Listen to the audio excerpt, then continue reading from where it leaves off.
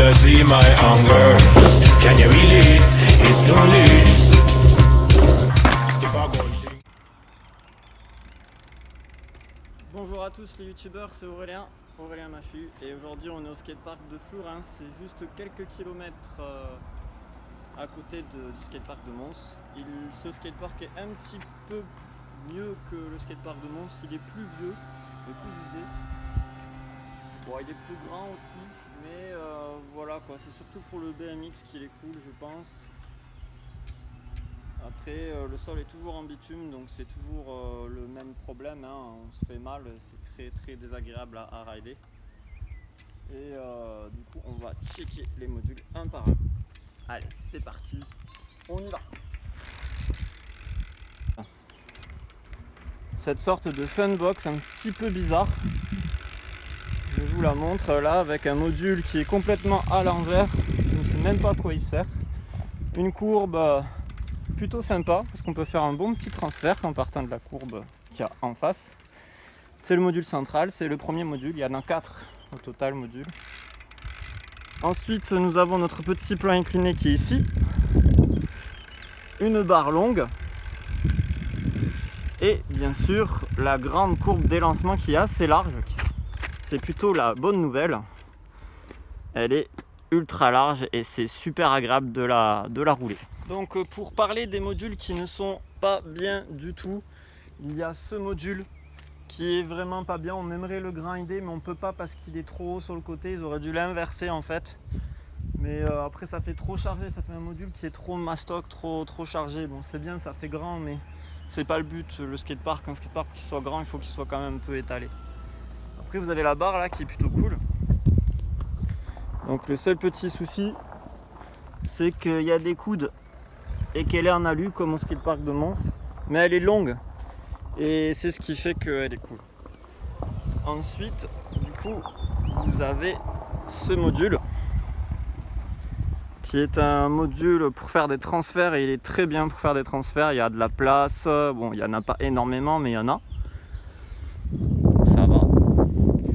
Et ensuite vous avez ce petit module là qui ne sert strictement à rien, qui est plutôt embêtant. On peut rien faire dessus, qu'on soit en BMX, en trotty ou en roller, on peut vraiment rien faire dessus. Mais voilà quoi, je sais pas qui a inventé ça, mais je comprends pas. Et ensuite vous avez cette barre qui est très dangereuse et pareil, sert pas trop à grand chose. Bon, la courbe derrière elle est géniale, c'est le seul truc qui est génial ici. Donc là vous avez des marches et du coup il y a une rainure, donc ça sert à rien, c'est dangereux. Et ce qui serait bien, c'est qu'ils aient inversé la barre en fait et qu'ils la mettent là, parce que là ça gêne pour faire des transferts. Si on veut faire des transferts de là jusqu'à là, on ne peut pas, c'est trop dangereux. Alors un autre petit souci que je vais vous montrer en vidéo tout de suite.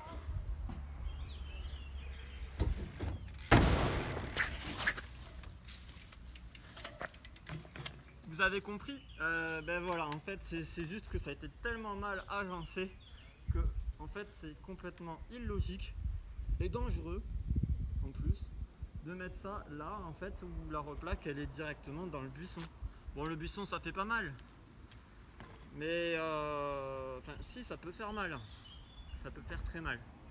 Si vous prenez le BMX dans la tête parce que vous êtes passé sur le buisson, là je l'ai fait en connaissance de cause, mais croyez-moi, ça fait un petit peu peur et c'est un petit peu dangereux, et pour le matériel et pour la personne qui ride.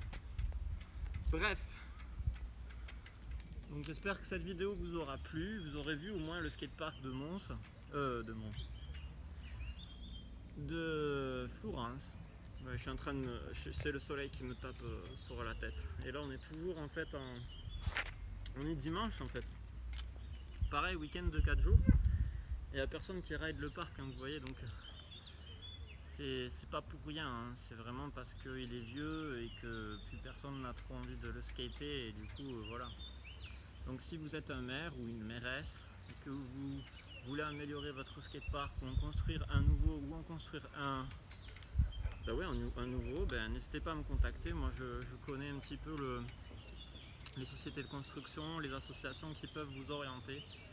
et qui peuvent vous aider à faire de votre ville l'endroit où il faut skater en fait, au niveau du skatepark en tout cas. Et n'hésitez pas à me contacter, à me poser des questions, à m'appeler. Je suis complètement ouvert à ce type de discussion et si ça peut vous aider, c'est cool. En sachant que pour faire un bon skatepark en béton, durable et agréable à rider, il faut compter au minimum 60 000 €. Et oui, il faut quand même investir un minimum pour que ça soit à durée maximum. Voilà. Donc je vous laisse sur ces belles images de ratés que j'ai fait. Et je vous souhaite une bonne journée et bonnes vacances. Au revoir, à plus.